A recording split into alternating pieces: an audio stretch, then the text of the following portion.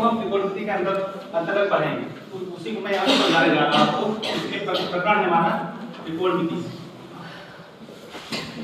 जिसको हम इंग्लिश में ट्राइगोनोमेट्री भी कहते हैं।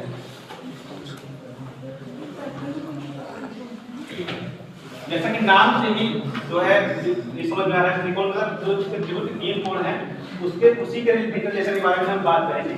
तो हम तीन तरह के त्रिभुज के बारे में जानते हैं जो कि एंगल के आधार पर डिफाइन किए गए हैं। जैसे एक होता है न्यून कोण, एक होता है सम कोण, एक होता है अधिक कोण। ठीक है, न्यून कोण में जो तीनों एंगल होते हैं वो 90 से कम होते हैं। सम कोण में एक कोण जो है 90 डिग्री का होता है और अधिक कोण में एक कोण जो है 90 से अधिक डिग्री का होता है।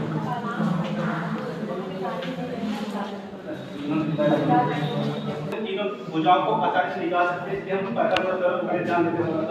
पाइथागोरस थ्योरम होता है हाइपोटेन्यूज के square equal to perpendicular square plus base square.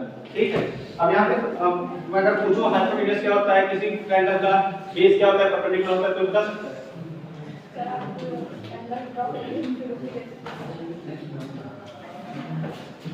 Hypotenuse सबसे बड़ी भुजा है। ये हमारा 90 डिग्री है, तो हमारा हाइपोटेन्यूज क्या होगा? बड़ी वाली रेखा। ये ए है, ये बी है, ये सी है। इसमें हाइपोटेन्यूज कौन सा है? एसी एसी है। कैसे पता किया? भुजा एसी एंगल के सामने वाली भुजा 90 डिग्री। तो 90 डिग्री के कोण के सामने की जो भुजा होगी ये हमारा कार्ड होगा या हाइपोटेन्यूज इसको बोलेंगे। ठीक है, और जो एंगल के सामने हमको निकालना होगा उसको हम परपेंडिकुलर मानेंगे और जिस एंगल से लगा हुआ कोण होगा उसको हम आधार मानेंगे, बेस मानेंगे। ठीक है, तो इसको हम जो है इस समय हमको अगर ये एंगल लेना है थीटा का, ये मान है इसके सब मतलब इस समकालीन हमको जो है भुजाओं का रिलेशन निकालना है। ठीक है, तो हम इसको परपेंडिकुलर मानेंगे, इसको बेस मानेंगे। ठीक है, तो हमको तीन भुजाएं पता चल गई, यहाँ पे हाइपोटेन्यूज, परपेंडिकुलर, बेस। ठीक है, और जो है हमारे एंगल्स हो गए, ये एंगल बी 90 डिग्री हो गया, ये थीटा हो गया, ये कितना हो जाएगा 180 माइनस 90 प्लस थीटा। ठीक है, ये हो जाएगा।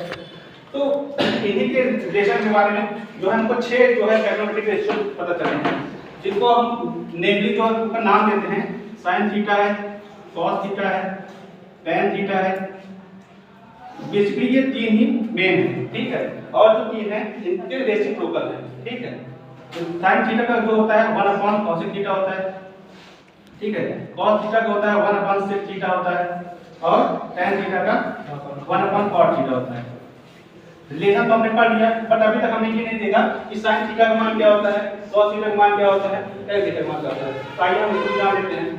sin थीटा का अगर हम बात करते हैं, sin थीटा जो है ये रेशियो होता है परपेंडिकुलर का और हाइपोटेन्यूज का, यानी कि लंब का और कर्ण का जो रेशियो आएगा वो हमारे जो है उसका रिलेशन होगा sin थीटा से। ठीक है, अगर हम cos थीटा की बात करेंगे, cos थीटा का जो रिलेशन आएगा वो बेस से आएगा और हाइपोटेन्यूज से, यानी आधार और कर्ण का जो रेशियो आएगा, अनुपात आएगा, वो हमारा cos थीटा से डिफाइन करेगा।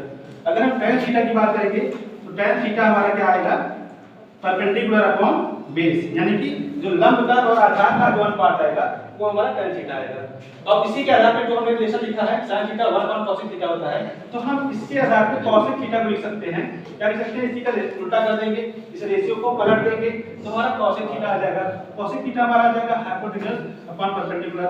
अगर हम cos थीटा को लिखेंगे, cos थीटा का रेसिप्रोकल क्या होता है 1 sec थीटा, तो sec थीटा हमारा कितना आ जाएगा, इसको पलट देंगे तो हाइपोटेन्यूज अपॉन बेस आ जाएगा। ठीक है, तो हाइपोटेन्यूज अपॉन बेस आ जाएगा। अब ठीक है, इसी तरह से हम cos थीटा भी निकाल लेंगे। अब